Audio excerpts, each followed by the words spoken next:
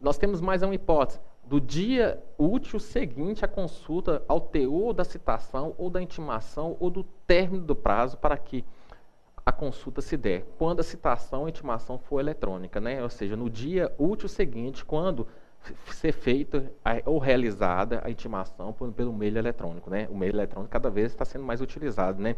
Daqui a um tempo, né, com a evolução do sistema do PJE, nós vamos perceber que o sistema vai ser totalmente informatizado, né? E as contagens de prazo vão seguir essa regra, né? O dia útil seguinte à consulta ao teor da citação ou ao término do prazo para que a consulta se dê quando a citação ou a intimação for eletrônica, né? Para isso funcionar, é necessário que nós tenhamos um cadastro, né? Um cadastro onde que ele venha se efetivar os e-mails, né? Os e-mails, ou seja, o endereço eletrônico de cada um. A gente já falou que vai se tornar obrigatório, o tribunal ele vai organizar um cadastro obrigatório para quem? Para as empresas públicas e privadas, né? Então, para as empresas públicas e privadas vão ter um cadastro já. Logo depois com certeza a legislação vai modernizar e vai criar um cadastro também obrigatório para as pessoas físicas, né? Mas por enquanto a gente não pode exigir isso de cada um, porque até mesmo a internet, ela tem algumas regiões ainda, ela não é tão avançada, né? E tem pessoas que não têm nem endereço eletrônico, né? Nós temos a parte do inciso inciso 6º, onde vai falar que a data da juntada da comunicação, que se trata o artigo 232, não havendo data da juntada da carta aos autos da origem devidamente cumprida, quando a citação ou intimação se realizar por cumprimento de carta, né? Ou seja, nós temos várias hipóteses que o legislador vai especificando. O parágrafo primeiro é a hipótese da pluralidade de réus, né? Onde que ela se dá de várias formas e a contagem se dá a partir da última juntada do último réu, né? Que é o parágrafo primeiro do 231, que nós já falamos anteriormente, né? E agora é interessante falar do conteúdo da contestação. Professor, eu não estou entendendo, você falou resposta do réu. Dentro da resposta do réu, nós temos a principal peça, que é a contestação. Mas você tem outra resposta do réu? Porque lá está no plural, né, professor? Eu tenho outras respostas, né? Eu tenho a reconvenção, né? A reconvenção também trata-se de uma resposta do réu, né? O nosso legislador, ele tentou simplificar na resposta do réu em duas hipóteses, reconvenção e contestação. Mas interessante que a reconvenção, ela é feita na própria estrutura da peça. Como assim, professor? Na própria estrutura da peça. A contestação e a reconvenção ela vai ser descrita e construída dentro da mesma peça da contestação, se a pessoa, ou melhor, se o réu assim desejar, né? Então, nós já estabelecemos prazo de início da contestação, e a contestação ela tem que ter o cabeçalho designado a competência. A competência está previamente estabelecida, né?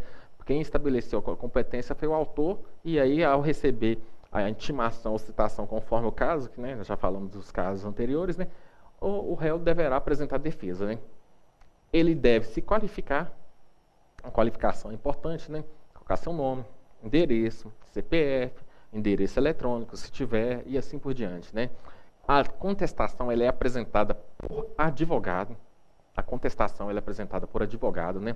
E nela nós temos que trabalhar os elementos da ação. Basicamente, os elementos da ação é fato, que é causa de pedir remota, dos fundamentos jurídicos, que é a causa de pedir remota, ou melhor, a causa de pedir próxima, né? A remota é os fatos, e a causa de pedir próxima é a articulação jurídica, né? Os pedidos, né? Os pedidos imediatos é a providência jurisdicional desejada pelo Estado, e o pedido imediato, que é o bem almejado, né? No caso aqui vai trazer uma oposição àquilo que foi solicitado ou foi pedido pelo autor na petição inicial.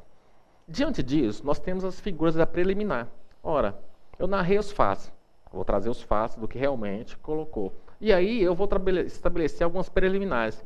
As preliminares elas podem ser conhecidas de ofício. Conhecido de ofício por quê? Me explica isso. Preliminar é o que antecede a própria discussão do mérito. Então a preliminar é um requisito que você vai colocar na contestação e você vai descrever lá, preliminar. Ou seja, ela vai criar um obstáculo à análise do próprio mérito, da defesa do próprio mérito. Então, eu tenho elementos que impedem a discussão do mérito, se o juiz assim reconhecer. E algumas preliminares podem ser reconhecidas de ofício. Né? Eu tenho diversas preliminares. Eu tenho inépcia de inicial. Eu posso alegar que a petição inicial é inepta. Professor Charles, o que é uma petição inicial inepta? É uma petição que não é apta. Não ajudou muito não, professor. Inepta e apta, na realidade, é quando a petição ela é mal estruturada. Quando a petição ela é mal estruturada. Toda petição, ela representa quase como se fosse uma redação. Ela tem que ter introdução, desenvolvimento e conclusão. Se ela tiver um defeito nessa construção desse raciocínio de uma redação, ela é uma petição inepta. Então eu falo uma petição inepta quando ela não tem a causa de pedir remota, que confunde com a causa de pedir próxima, que ela tem pedidos incompatíveis, ela tem uma estrutura totalmente desorganizada, ou seja, é uma petição que viola os elementos dos elementos da própria ação, ou melhor, das condições da ação, né? Ou seja, a causa de pedir próxima, remota, do pedido, há uma confusão, ou seja, quando você vai ler o fato e aí o fato não corresponde nada com a causa de pedir jurídica, assim por diante. Então eu tenho a questão da inépcia. Tenho também vários elementos, ausência de condições de ação. Eu tenho duas condições de ação que vai impedir o que? A análise do mérito. Eu tenho a legitimidade. O que é legitimidade, professor? A legitimidade é justamente quando eu estou discutindo a titularidade do direito. Eu tenho a legitimidade ordinária, quando eu peço nome próprio, direito próprio. E eu tenho a legitimidade extraordinária, quando eu peço nome próprio, direito o quê? Alheio. Como é que é estruturado isso, professor? Ora, eu posso estar numa situação onde o autor acha que eu sou réu, mas na realidade é outra pessoa que praticou os atos ofensivos. Então eu vou alegar como preliminar que eu não tenho legitimidade ad causa, eu não tenho legitimidade para estar no processo. Eu não fui o causador da lesão ou da ameaça provocada ao... Daí eu posso direcionar e indicar quem que é o responsável. Então eu posso alegar ilegitimidade de parte. Como também eu posso alegar a ausência de interesse de agir, ou interesse processual. Interesse de agir, interesse processual, como que significa isso? Representa nada mais do que o binômio necessidade e adequabilidade. Ou seja, quando não há necessidade e adequabilidade, o procedimento ele deverá ser extinto sem resolução do mérito. Ora, a pessoa está ajuizando uma demanda que não existe conflito, não existe lide. Ele simplesmente criou uma lide. Ou a modalidade que ele está pleiteando, a petição inicial que ele está pleiteando não é adequada para sanar aquele tipo de lesão. Daí ele está usando uma modalidade, um caminho errado, um caminho processual inadequado. Se é um caminho inadequado, nós temos aqui uma falta de interesse processual. Então, essa é uma das modalidades preliminares. Tem inúmeras preliminares que a gente poderia falar aqui diversas horas e assim por diante, mas é só para pontuar, para vocês entenderem o que seria uma preliminar. São matérias que são analisadas antes do próprio mérito. Eu tenho também a questão da incompetência relativa e absoluta e a convenção arbitral. Ora, o que é isso? A incompetência não deve ser entendido como sinônimo de qualificação. A pessoa incompetente, não como se ela fosse uma pessoa que faz um serviço ruim. Mas incompetência aqui, ela está como elemento de desdobração, ou melhor, desdobramento da função jurisdicional. Vocês lembram que eu falei que a função jurisdicional é iuris dicta? Função jurisdicional é o dizer o direito, e no caso do Brasil, é o dizer o direito predito, né? Porque nós temos um princípio da reserva legal. Jurisdição, então, é dizer o direito previamente estabelecido por lei. Esse dizer previamente estabelecido por lei, que é a jurisdição, ele é facilitado ou desdobrado ou operacionalizado pela questão da competência. O que é competência? A competência vai criar um elemento para facilitar a estrutura da organização judiciária. Como assim, professor? Ora, eu vou dividir juízes em juiz trabalhista, né? Aí já tem uma matéria trabalhista, juiz criminal, juiz de família, juiz civil e assim por diante. Ora, então eu estou criando um critério de competência para operacionalizar a estrutura de dizer o direito. E, às vezes, nós temos situações que o juiz é incompetente, é competência absoluta. Eu tenho uma discussão na vara de família, e aí eu ajuizo na vara civil. Opa, nós temos uma incompetência aí absoluta, né? Ou quando eu tenho incompetência relativa, né? E aí a incompetência relativa, se ela não for arguida no momento oportuno, ou na primeira oportunidade, a incompetência relativa, ela se prorroga. Professor, qual que é a diferença de prorrogar ou não? A incompetência relativa, ela se prorroga porque se ela não for arguida, ela vai se estabilizar, vai se perpetuar. Então, depois eu não posso discutir mais isso, nem mudar a competência. Já a competência, ou melhor, a incompetência absoluta, ela não se prorroga. É matéria que pode ser reconhecida de ofício a qualquer momento. E o que seria a convenção de arbitragem? A convenção de arbitragem, para muitos autores, seria um pressuposto negativo da prestação jurisdicional, que deve ser arguido pelo réu. O que é isso? A existência de uma cláusula do compromisso arbitral, O que é a convenção arbitral? É simplesmente a possibilidade da matéria ser discutida, matéria de direito patrimonial disponível, ser discutido no juízo arbitral. Nós temos a Lei 1307, né, que ela possibilita que as partes, ao invés de levar a demanda para o judiciário, venham escolher árbitros. E ao escolher árbitro, o árbitro vai decidir. E a decisão do árbitro equivale a um título executivo judicial. De acordo com a Lei 9.307, o árbitro é como se fosse juiz de fato e de direito, porém não está interligado ou está ligado ao judiciário. Diante disso, se eu tenho uma cláusula, um compromisso arbitral e o direito é patrimonial disponível, existindo essa hipótese, eu posso arguir a sua existência. E ao arguir a sua existência, o juiz vai criar um obstáculo, ou melhor, vai evitar a sua atuação, vai extinguir o processo, porque nesse caso a convenção de arbitragem existente vai extinguir o processo. Então, por isso que é uma preliminar. Ora, eu tenho outros elementos. Correção da legitimidade passiva, que nós vamos ter uma substituição do demandado. Imagine o seguinte: eu sou um mero servo da coisa, trabalho para a coisa, é o fâmulo da posse. O que é isso? Eu sou um caseiro, eu trabalho num rancho ou num sítio de um determinado dos meus patrão, e aí eles me passam determinadas ordens, que é para arrancar uma cerca, e essa cerca e passar por fora de uma árvore. Imagina assim, né? Ora, a pessoa, o vizinho, ele se sente ofendido e ajuiza uma ação de reintegração de posse daquele pedacinho que eu ampliei na cerca para o terreno dos meus chefes. Só que para o meu vizinho, eu sou o proprietário da coisa, porque eu sempre estou lá e uso a coisa, eu participo das coisas, utilizo, cuido da coisa, e os meus patrões sempre aparecem lá de forma esporádica. Ele ajuiza a ação contra a minha pessoa. Eu sou parte ilegítima, porque eu tenho mera detenção.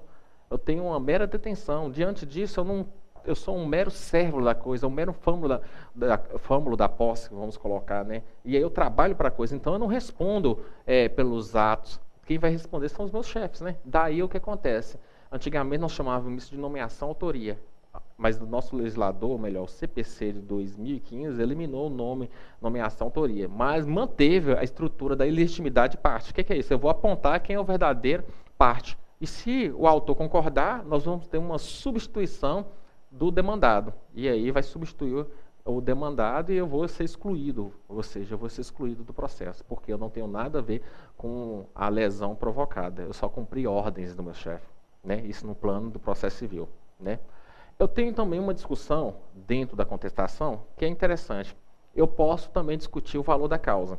Nós já falamos anteriormente do que é o valor da causa, né? O valor da causa tem que ser constado na petição inicial. E ela tem significado. Qual o significado? O significado ela pode ser atrelado às custas processuais, ela pode também verificar o quê? Ela pode verificar, ligar as questões de honorários, advocatício, bem como as multas, né? Vocês lembram que nós falamos se no caso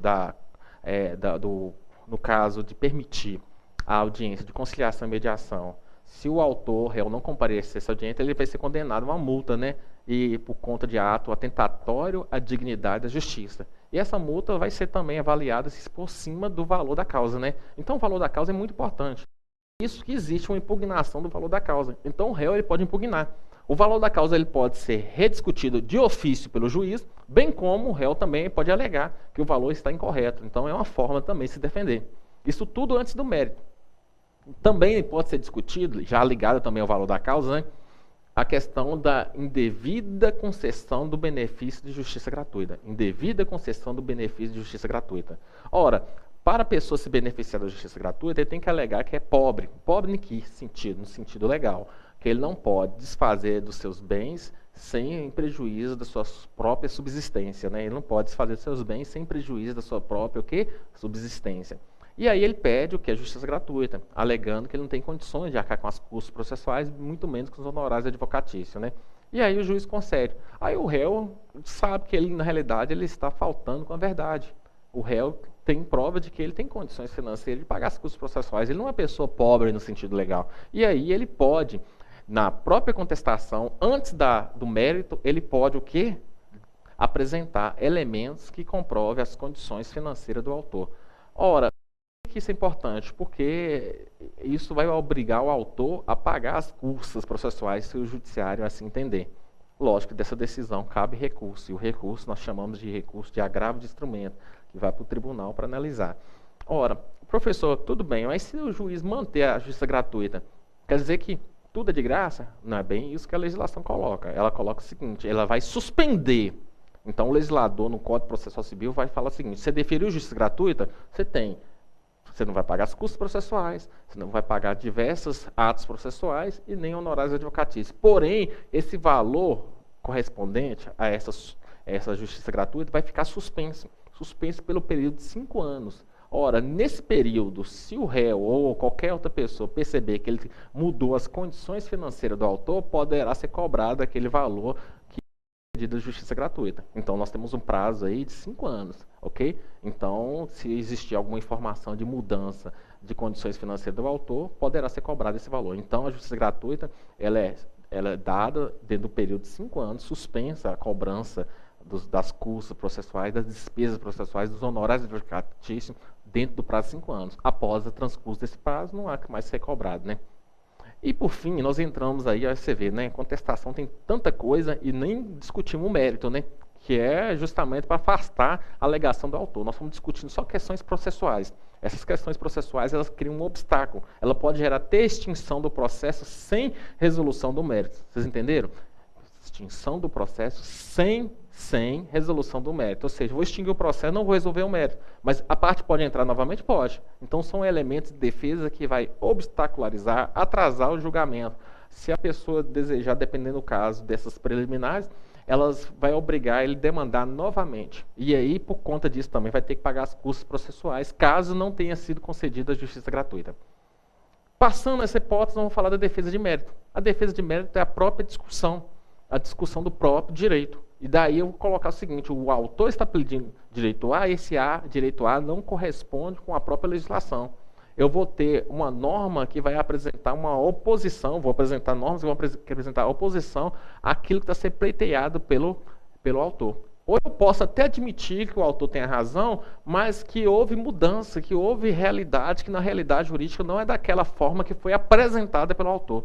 Então, a defesa de mérito são inúmeras defesas, né? Então, assim, nós temos muita hipótese, cada caso concreto, ela vai exteriorizar um elemento de defesa diferente. Eu posso apresentar causas modificativas, causas extintivas ou causas impeditivas do direito do autor. Então, são elementos que demandam de uma compreensão de toda a estrutura do Código Civil e de toda a legislação para poder criar obstáculo conforme o caso. Então, a defesa de mérito eu enfrento. Eu vou enfrentar claramente criando uma defesa direta ou uma defesa indireta. A defesa indireta eu vou criar elementos impeditivos. Eu aceito o fato, mas eu falo que não ocorreu dessa forma. Eu impeditivo, modificativo ou extintivo ao direito, né? E por fim, professor, então a petição inicial, o autor pede. A contestação, o réu se defende, cria oposição ao pedido. Mas, se o réu quiser pedir alguma coisa, falar o seguinte: ora, autor, você está pedindo indenização. Eu que tenho que pedir indenização contra você. Na contestação não é mecanismo hábil para isso. A contestação serve para criar oposição ao pedido do autor. O autor pede, vamos colocar aqui, o autor pede indenização. O réu vai, cria oposição, fala que não deve essa indenização por vários motivos. Mas agora o réu quer pedir indenização contra o autor. Pode? Na contestação não pode.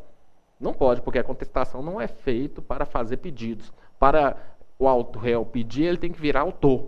Ele tem que virar autor. Como o autor não pede, o réu não cria contra-pedido, cria oposição, ele tem que virar autor. Mas nosso legislador, por uma questão do princípio da economia, você lembra do princípio da economia e da celeridade, permitiu que no mesmo processo o réu venha pedir algo contra o autor. O réu, como regra, na contestação, ele não pode pedir nada. E continua sendo assim na contestação. Mas criou um mecanismo onde que o réu pode pedir contra o autor alguma coisa. Ele pode pedir danos morais, por exemplo, por conta desse processo, em decorrência desse processo. Daí, o nome se chamou, ou denominou de reconvenção. Reconvenção. A reconvenção é importante porque é na reconvenção que o réu vai poder criar pedidos. É na reconvenção que o réu vai poder fazer pedidos. É como se eu falasse o seguinte, ó, processo 1, autor versus réu. Processo 2, réu virando autor e autor virando réu. Ou seja, então, no mesmo processo, com uma questão de economia, para não possibilitar que o réu não ajuize uma nova ação, venha distribuir outro processo, no mesmo processo ele vai fazer um contrapedido.